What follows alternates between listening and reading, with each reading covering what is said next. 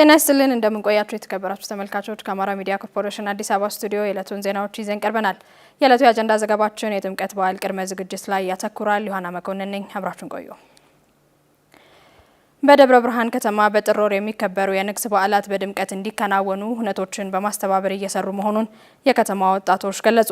ወደ ከተማ የሚመጡ እንግዶችንም በአግባቡ በማስተናገድ በዓላቱን በሰላም ታድመው እንዲመለሱ በማድረግ በኩል ወጣቶቹ ድርሻቸውን እንደሚወጡ ተናግረዋል። ወንዲፍራ ዘውዴ ተጨማሪ አለው። በደ ዮሐንስ ተጠምቀ ኢየሱስ ናዝራዊ በደብረ ብርሃን ከተማ የጥምቀት በዓልን ጨምሮ ማለት ነው በወርሃ ጥር ሃይማኖታዊ በዓላቶች በድምቀት ይከበራሉና በእነዚህ በዓላቶች ላይ ወጣቶች ደግሞ ታላቅ ተሳትፎ ያደርጋሉ። በዚህ ጉዳይ ላይ ወጣቶችን እናናግራለን። አብራችሁን ቆዩ።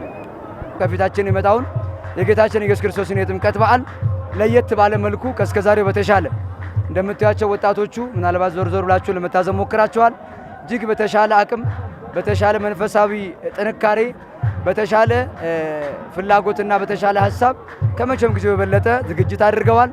ወጣቱ በተለያየ ዘርፍ ምናልባት በአገራችን እንደተለመደው የከተራ በዓለት ምንጣፍ በማንጠፍ አባቶቻችንን የህዝብ ግፊያ እንዳይኖር ከጸጥታ አካላት ከመንግስት አካላት ጋር በአንድነት ሆኖ ብዙ ነገሮችን በማስተካከል ከዛ በተለይ ደግሞ ዋናውና ትልቁ ዓላማ የቤተክርስቲያንን ጥቅምና ክብር በማስጠበቅ ደረጃ ሁላችንም ጠንክረን እየሰራን እኛም የቤተክርስቲያን ልጆች ወጣቱ እንደዚሁ ከተካለባለ ቦታ ከመዋል ተጠብቆ በዓሉን በአግባቡና በስነ ስርዓት ለማክበር እጅግ ከመቼም በበለጠ ልዩ ዝግጅት አድርገናል።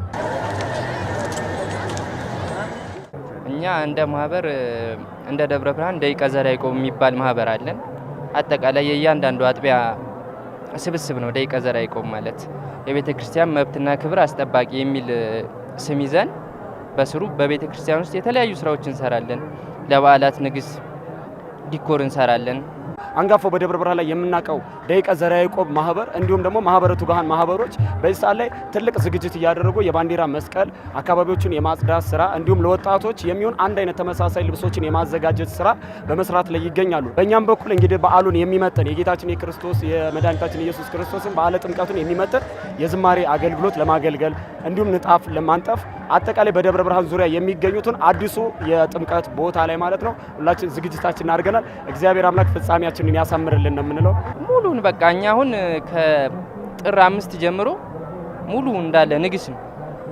እያንዳንዱ ጋር በከተማ በማስዋብ የተለያዩ ጽዳትም በቃ ሙሉ ከተማ ላይ የሚሰሩ ዲኮሮች ጽዳቶች እንደዚህ እንደምታዩ በመስቀል ማስዋብ እያንዳንዱን ስራ እንሰራለን። ምንም የሚቀረን የለም። አሁን አስወራችኋል። ይሄን ጨርሰናል። እዚህ አደባባዩን የምታዩ የከተማው እንዳለ በባንዲራ ሙሉ እንሰራለን። የዘር ልዩነት የቋንቋ ልዩነት የለም። ደብረ ብርሃን ከተማ ላይ የፍቅር ከተማ ናት። ሁላችሁ መጣችሁ ከኛ ጋር በዓሉን አክብሩ። የአጋዕዝተ ዓለም ቅድስት ሥላሴ በረከት ከሁላችሁ ጋር ይሁን። ለዓመቱ በሰላም ያድርሰን። በልዩነት ግን ጥምቀትን ከኛ ጋር ብታከብሩ እጅግ ታተርፋላችሁ። እግዚአብሔር አምላክ ይስጥልኝ። እንግዲህ ደብረ ብርሃን ላይ ስትመጡ በርካታ ገዳማቶችን መጎብኘት ትችላላችሁ። እናታችን የዋሻዋ ንግስት ኩክየለሽ ማርያምን፣ ጻድቃኔ ማርያም፣ ስውሯ ማርያምን፣ ሰሚነሽ ኪዳነ ምሕረትን፣ ዘብር ገብርኤልን፣ አጃና ቅዱስ ሚካኤልን ምኑን ጠቅሽ ምኑን ያው ብዙ ናቸው። ደጋማዋ የሸዋ ብርሃን ደብረ ብርሃን ከተማ ከኢንቨስትመንቱ በተጨማሪ ሃይማኖታዊ በዓላቶቿን በስፋት ታስተናግዳለች። የቱሪስት መስህብ ከማድረግም አንጻር ሰፊ ስራዎችም እየተሰሩ ይገኛሉ። በዓላቱን ለማክበር ታዳሚያንም ከተለያዩ አካባቢዎች ወደ ደብረ ብርሃን ይጎርፋሉ። በደብረ ብርሃን ከተማ የአደባባይ ሃይማኖታዊ በዓላትን የመስህብ ሀብት ለማድረግ በትኩረት እየተሰራ መሆኑን የአስተዳደሩ ተቀዳሚ ምክትል ከንቲባ በድሉ ብሸት ገለጹ። በጥምቀት በዓል ታቦታቱ በአንድ ስፍራ የሚያርፉበት የተሻለ ቦታ ከተማ አስተዳደሩ መስጠቱንም ተናግረዋል። ገንዘብ ታደሰ ተጨማሪውን ይዛለች። የጥር ወር በዓለም አቀፍ ደረጃ በቅርስነት ከተመዘገበው የጥምቀት በዓል ባሻገር ሌሎች ሃይማኖታዊ ሰፊ የሆኑ በዓላቶች ያሉበት እንደሆነ ይታወቃል። ይህንን በዓል ለማክበር በተለይ እንደ ደብረ ብርሃን ከተማ አስተዳደር ምን አይነት ቅድመ ዝግጅት ተደርጓል? በዓሉን ለማስተዋወቅ የቱሪስት መስህብ ቦታ እንዲሆንም ከማስቻል አንጻር ምን ቅድመ ዝግጅት የደብረ ብርሃን ከተማ አስተዳደር ሰርቷል የሚለውን የከተማ አስተዳደሩ ተቀዳሚ ምክትል ከንቲባ አቶ በድሉ ብሸት ጋር ቆይታ የምናደርግ ነው የሚሆነው። የጥምቀት በዓልን ስናስብ ቀደምት ሆነው ከሚከበርባቸው ቦታዎች መካከል አንዱ የደብረ ብርሃን ከተማ አስተዳደር ነው። ይህን በዓል ለማክበር እንደ ከተማ አስተዳደር ምን አይነት ቅድመ ዝግጅት ተደርጓል? በዛ ዓመት ለየት የሚያደርገው አንዱ የታላቁ ሩጫ የተከናወነበት ነው። በዋነኝነት የአካባቢውን የቱሪዝም ፖቴንሻል የማሳየት በቀጣይ ደግሞ የሚከበሩት በዓላቶች ወደ ቱሪዝም ሀብትነት እንዲቀየሩ ለማድረግ ነው። ከጥምቀት በዓል ጋር ተያይዞ ከዛሬ በተለያየ ቦታ ነበር ጥምቀት አድባራቱና ታቦታት አብያተ ክርስቲያናት ተበታትነው ነበር የሚከበረው። ከባለፈው ዓመት ወዲህ የጀመርነው በአንድ ማዕከል የማክበር ለዝም ቦታ የማመቻቸት ስራ ተሰርቷል። እስከ 55 አብያተ ክርስቲያን ታቦታትን በአንድ ላይ ማሳደር የሚቻልበት ነው። ይሄ እንግዲህ ግዙፍ የቱሪዝም ሀብት የሚሆንበት ነው። እንግዲህ የደብረ ብርሃን ከተማ ህዝብ ሰላም ወዳድ እንደሆነ ይታወቃል። ይሄንን ሰላሙን አጽድቶ በተለይ የሚመጣውን ቱሪስት ደግሞ አክብሮ እንዲሁም ሰላማዊ ጊዜ አሳልፎ እንዲሄድ ከማስቻል አንፃር እንደ ማህበረሰብ ምን ይጠበቃል? ምንስ መደረግ አለበት? ለዚህም በተለይ አካባቢያችን በጣም ፍጹም ሰላማዊ ነው። ይህንን ሰላሙን ሊያስቀጥል የሚችሉ ከጸጥታ ጋር የተያዙ ኮሚቴዎች ተደራጅተው በአግባቡ የተሰራበት ያለበት ሁኔታ ነው ያለው። ይህን የበለጠ አጠናክረን መቀጠል ነው። ባህላዊ ክንዋኔዎች የሚከናወኑበት ነው። እምነታዊ ክንዋኔዎች የሚከናወኑበት ሁኔታዎች ናቸው ያለው። ስለዚህ ይህንን ታሳቢ ያደረገ የእንግዳ ተቀባይነትና የአገልግሎት ሰጪ ተቋማት ራሳቸውን ክፍት አድርገው መጠበቅ የሁሉም ሚና ነው። የሀገር ውስጥ የሚሆን የውጭ ቱሪስቶች በዓሉን ለማክበር ወደ ደብረ ብርሃን ከተማ ሲመጡ ቆይታቸውን እንዲያራዝሙ ለማድረግ ምን የተሰሩ ተግባራት አሉ? ምንስ ሀብቶች አሉ? የሚመጣው የሰው ኃይል ቆይታው እንዲያበዛ ሆቴሎች፣ ሌሎችም የራሳቸው ዝግጅት እንዲያደርጉ የማድረግ ስራዎችን ይሄን አካባቢን የማጽዳት አካባቢን የማስዋብ ስራዎች የተጀመሩ ስራዎች አሉ። የሆቴልና አገልግሎት ዘርፉ እንዲሻሻል አዳዲስ የሆቴል ዘርፎች ላይ የሚሰማሩ ባለሀብቶችን የማሰማራት ስራም የተጀመሩ ስራዎች አሉ። በተለይ የቱሪስት መዳረሻ ሊሆኑ የሚችሉ ታሪካዊ ቦታዎችን፣ ሃይማኖታዊ ቦታዎችን የማልማት ስራዎች በአንዳንድ ቦታዎች ተጀምረዋል። ይህን የበለጠ አጠናክሮ የቱሪስት ቆይታውን ረጅም የማድረግ ስራ ከሁላችንም ስለሚጠበቅ ያንን ታሳቢ ያደረገ እቅድ ታቅዶ እየተከናወነ ያለበት ሁኔታ ነው ያለው። ጥር ወርን በደብረ ብርሃን ከተማ አስተዳደር ሲያሳልፉ ብዙ ሃይማኖታዊ በዓላት ያሉበት ነው። የጥምቀት በዓልን ጨምሮ በዓሉን ለማክበር ደግሞ በተለይ ደግሞ ባህላዊ የሆኑ ክዋኔዎችም ያሉበት ነው። የፈረስ ጉግስን ጨምሮ እንዲሁም ደግሞ በደብረ ብርሃን ከተማ አስተዳደር ያሉ ብዙ መዳረሻዎች አሉ። የነገስታት ቤተመንግስቶች አሉ፣ ሃይማኖታዊ ቦታዎች አሉ። እነዚህን ተጠቅሞ ጥሩ ጊዜ ለማሳለፍ ሰፊ እድል የሚሰጥ ነውና የሀገር ውስጥም ይሁን የውጪ ቱሪስቶች ደብረ ብርሃንን መርጠው ቢመጡ ያተርፉበታል።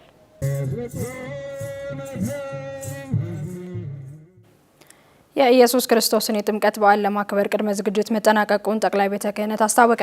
በአዲስ አበባ ከተማ በ64 ጥምቀት የሚከበርባቸው ቦታዎች ዝግጅት ተደርጓል ተብሏል። ተመስገን ዳረጎት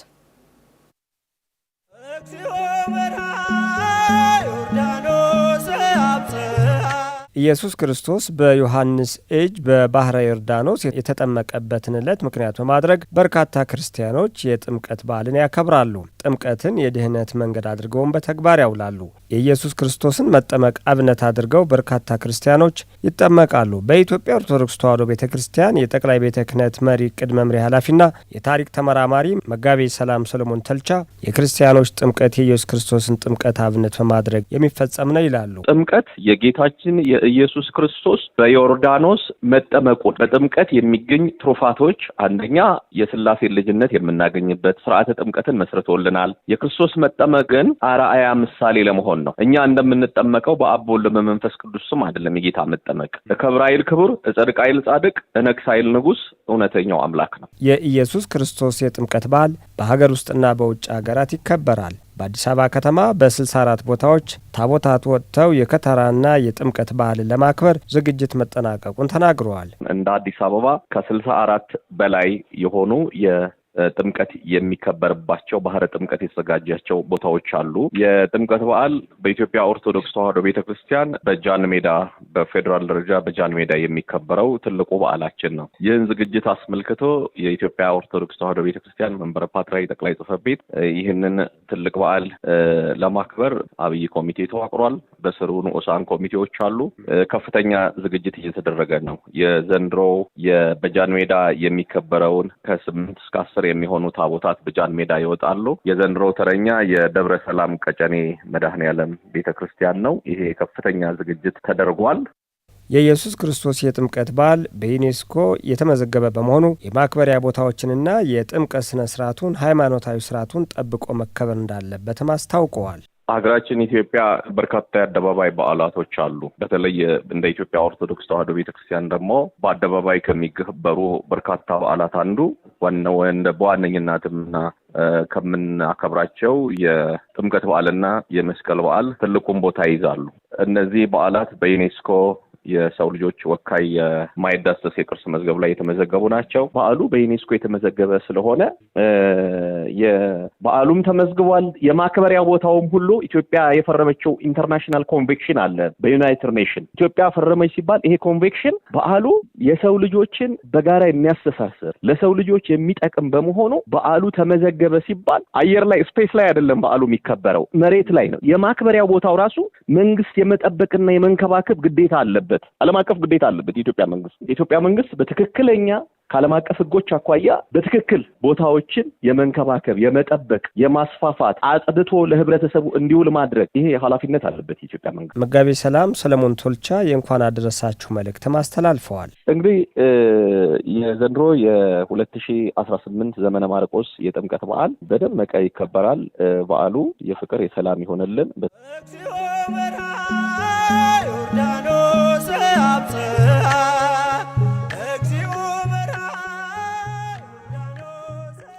የጥምቀት በዓልን የቱሪዝም ምንጭ ለማድረግ እየተሰሩ ያሉ ስራዎች ውጤት እያስመዘገቡ መሆኑን የቱሪዝም ሚኒስቴር አስታወቀ። እንግዶችን ለመቀበልም የቅድመ ዝግጅት ስራዎች መጠናቀቃቸውን በቱሪዝም ሚኒስቴር የህዝብ ግንኙነትና ኮሚኒኬሽን ስራ አስፈጻሚ አለማየሁ ጌታቸው ለአሚኮ ተናግረዋል። ሰለሞን አሰፊ ያነጋግሯቸዋል። ኢትዮጵያ የበርካታ ባህል እምነትና ታሪክ ባለቤት የሆነች ሀገር ናት። በተለይም እንደ ሀገር የሚከበሩ ሃይማኖታዊ በዓላት የራሳቸው መልክና ቀለም ያላቸው ሲሆን እነዚህ ሃይማኖታዊ በዓላትም ለቱሪዝም እድገቱ የጎላ ሚና እንዳላቸው ከአማራ ሚዲያ ኮርፖሬሽን ጋር ቆይታ ያደረጉት በቱሪዝም ሚኒስቴር የህዝብ ግንኙነትና ኮሚኒኬሽን ስራ አስፈጻሚው አለማየሁ ጌታቸው ይናገራሉ። ሃይማኖታዊ በዓላት በዋናነት በእምነቱ ተከታዮች ዘንድ በድምቀትና በበርካታ ህዝብ ታጅቦ የሚከናወን ተግባር ነው። የእምነቱ ተከታይ በረከት ለማግኘት የአምልኮ ስርዓቱ ለመፈጸም ሲወጣ ሌላው ታዳሚ ይሄንን ጉዳይ ለመመልከት ያንን ድምቀትና ሆታ ለመታደም ይወጣል። በኢትዮጵያ ኦርቶዶክስ ተዋሕዶ ቤተክርስቲያን የእምነቱ ተከታዮች ዘንድ በድምቀት የሚከበረው የጥምቀት በዓል ሀገርን በማስተዋወቅ የሀገር ውስጥና የውጭ ሀገር ቱሪስቶችን በመሳብ የቱሪዝም ምንጭ ለማድረግ በርካታ ሀገር አቀፍና ዓለም አቀፍ ስራዎች እየተሰሩ እንዳለ በቱሪዝም ሚኒስቴር የህዝብ ግንኙነትና የኮሚኒኬሽን ስራ አስፈጻሚው አቶ አለማየሁ ጌታቸው ተናግረዋል። በየአካባቢው ያሉትን የጥምቀት በዓል አከባበር እንደየአካባቢው ሁኔታ የሚለያዩበት ነው። እናንተም እንደምታውቁት ጥምቀት እንግዲህ በተለያዩ አይነት ሁኔታዎች ውስጥ ይከበራል። በዛው ልክ ደግሞ እንደየአካባቢው ባህል የየአካባቢውን ያለባበስ፣ ያመጋገብ፣ ያጨፋፈር ስርዓትና ሆታ ይዘው ደግሞ ታቦታቱን የሚያጅቡ ደግሞ እንደየአካባቢው ሁኔታ ይለያያል። ስለዚህ በዚህ ምክንያት ለየት ያለና በሁሉም የሀገራችን ክፍል ይከበር በመሆኑ የተለያዩ የሀገር ውስጥ ቱሪስቶች የሚሆን የዓለም አቀፍ ቱሪስቶች ወደ የአካባቢዎቻችን ወደ የቦታዎቹ እንዲመጡ ይነገራል። በተለያዩ የሀገራችን ክፍሎች በድምቀት የሚከበረውን የጥምቀት በዓልን ለመታደም ከተለያዩ የሀገር ውስጥና የባህር ማዶ ሀገራት ወደ ሀገራችን ኢትዮጵያ የሚመጡ እንግዶችን ለመቀበል ልዩ ልዩ ኮሚቴዎችን በማቋቋም እንግዶችን የመቀበል ታሪክን የማስተዋወቅና የቱሪዝም ሴክተሩን የማነቃቃት ስራዎች እየተሰሩ እንዳለም ስራ አስፈጻሚው አመላክተዋል። በየአካባቢው ያሉትን የጥምቀት አከባበር ስርዓት በበለጠ ደምቀውና ጎልተው እንዲከበሩ ከሚመለከታቸው መንግስታዊ መዋቅሮች ጋር በትስስር እየተሰራ ነው። ይሄም በትስስር የሚሰራው በዓሉን ዘንድሮ ላይ መጥተው የሚያዩ ቱሪስቶች በቀጣዩ ደግሞ ሌሎችንም ጨምሮ እንዲመጡ የማድረግ ስራ ነው እየተሰራ ነው ያለው። በሁሉም ቦታ ሊባል በሚችል በሰሜን በዋናነት በአክሱም፣ በማይጨው፣ በጎንደር፣ በባህር ዳር፣ በኢራምቡቲ፣ በዚህ በባቱ፣ በጋምቤላ፣ በቤንሻንጉል፣ በአፋር፣ በሶማሌ በሁሉም ክልል በመቱ፣ በጅማ በባለፈው እንዳየን የበለጠ ደምቆ ይከበራሉ። እነዚህ ነገሮች ከወዲሁ በየደረጃው ያሉ የቱሪዝም መዋቅሮች እና የባህል መዋቅሮች ድጋፍና ክትትል እያደረጉ የበለጠ በድምቀት እንዲከበር ጥረት እየተደረገ ነው። በአጠቃላይ የትራንስፖርት አቅርቦቶቻችን የሚጨምርበት አግባብ አለ። ከዚህ ቀደም እንደሚደረገው የአውሮፕላን ትራንስፖርት የሚያስፈልግባቸው አካባቢዎች ላይ የአውሮፕላን ትራንስፖርት የበለጠ እንዲጨምር ስራዎች እየተሰሩ ነው። የየብስ ትራንስፖርት የሚያስፈልጋቸው አካባቢ የየብስ የበለጠ እንዲጨምር የሚደረግበት አግባብ አለ። የመስተንግዶ አቅራቢ ሆቴሎቻችን የበለጠ እንግዶቻቸውን በበለጠና በትጋት እንዲያስተናግዱ የተሰራበት አግባብ አለ። ይሄ የሚቀጥል ነው። እንግዲህ በመጨረሻ አጫጭር ዜናዎችን ወደ እናንተ እናደርሳለን። ተመስገን ዳረጎት ያቀርባቸዋል። ተከታትለን እንመለስ።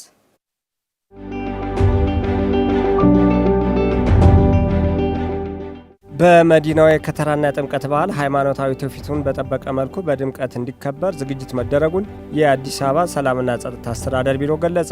የከተራና የጥምቀት እንዲሁም የቃና ዘገሊላ በዓላት አከባበርን አስመልክቶ የአዲስ አበባ ሰላምና ጸጥታ አስተዳደር ቢሮ፣ የአዲስ አበባ ፖሊስ ኮሚሽን፣ የአዲስ አበባ ሃይማኖት ተቋማት ጉባኤና የአዲስ አበባ ሀገረ ስብከት የሥራ ኃላፊዎች በጋራ የምክክር መድረክ አካሂደዋል። የአዲስ አበባ ሰላምና ጸጥታ አስተዳደር ቢሮ ኃላፊ ሊዲያ ግርማ የከተራና ጥምቀት በዓል አዲስ አበባን ጨምሮ በመላው ኢትዮጵያ በአብሮነት ከሚከበሩ ደማቅ የአደባባይ በዓላት መካከል አንዱ ነው ብለዋል። በመዲናችን የዘንድሮ የከተራና የጥምቀት በዓል ሃይማኖታዊ ትውፊቱን በጠበቀ መልኩ በድምቀት እንዲከበር አስፈላጊው ዝግጅት መደረጉንም ገልጸዋል። ቢሮው በየደረጃው ከሚገኙ የጸጥታ አካላትና የከተማዋ ነዋሪዎች ጋር በመቀናጀት በዓሉ ያለምንም ችግር እንዲከበር እየሰራ መሆኑን ጠቁመዋል ሲል የዘገበው ኢዜአ ነው።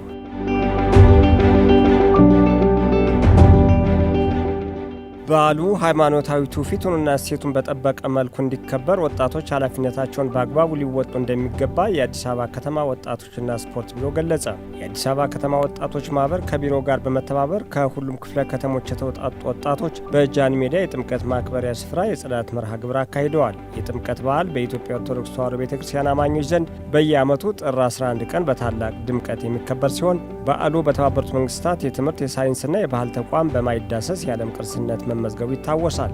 የአዲስ አበባ ከተማ ወጣቶችና ስፖርት ቢሮ ምክትል ኃላፊ አቶ ክብር አለም ደምሴ በዚህ ወቅት እንዳሉት በዓሉ ከሃይማኖታዊ ትውፊቱ ባሻገር የህዝቦች የአብሮነት መገለጫ ነው ብለዋል። የጽዳት መርሃ ግብሩም የተለያዩ እምነት ተከታይ የሆኑ ወጣቶች ያላቸውን አንድነት በተግባር ያሳዩበት መሆኑን ጠቁመው በዓሉ በሰላም እንዲጠናቀቅ ወጣቶች የድርሻቸውን እንዲወጡ አሳስበዋል።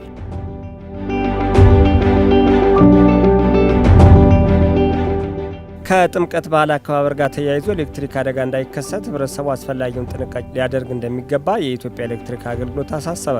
አካባቢዎችን የማስዋብ ስራዎች ሲከናወኑ ከኤሌክትሪክ ምሰሶዎች፣ ትራንስፈርመሮችና መስተላለፊያ መስመሮች በበቂ ርቀት መከናወኑን ማረጋገጥ፣ የእሳት አደጋ እንዳይከሰት አስፈላጊ ቅድመ ጥንቃቄ ማድረግ እንደሚያስፈልግ የአገልግሎቱ ኮሚኒኬሽን ስራ አስፈጻሚ አንዋር አብራር ገልጸዋል። በተለይም በበዓላት ወቅት በኤሌክትሪክ ማሰራጫ ምሰሶዎችና በሌሎች መሰረተ ልማቶች ላይ በተሽከርካሪዎች መገጨት እንዳይከሰት አሽከርካሪዎች ጥንቃቄ እንዲያደርጉ አሳስበዋል። በበዓላትም ሆነ በአዘቦት ቀን የትኛውም ክንውን በተቻለ መጠን ከኤሌክትሪክ መሰረተ ልማት በራቀ ሁኔታ ማከናወን አደጋን ለመከላከልና ለመቀነስ ጠቀሜታ የላቀ መሆኑን መገንዘብ ተገቢ ነው ብለዋል። ዘገባው የኢትዮጵያ ኤሌክትሪክ አገልግሎት ነው።